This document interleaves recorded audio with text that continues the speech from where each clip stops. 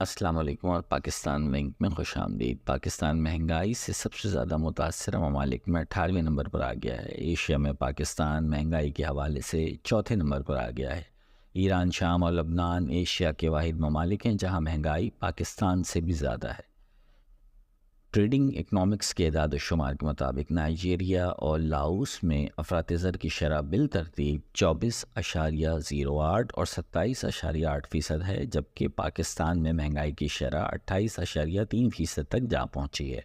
तमाम ममालिक में अफ़गानिस्तान में हैरान कुन तौर पर महंगाई की सबसे कम शरह -6.5% रिकॉर्ड की गई है। आलमी सतह पर पाकिस्तान से बदतर महंगाई वाले ममालिक में क्यूबा, शाम, लबनान, सूडान, घाना और इथोपिया वगैरह जैसे ममालिक रह गए हैं। वीडियो देखने का शुक्रिया। मज़ीद अपडेट के लिए पाकिस्तान लिंक को लाइक और सब्सक्राइब कर लीजिए।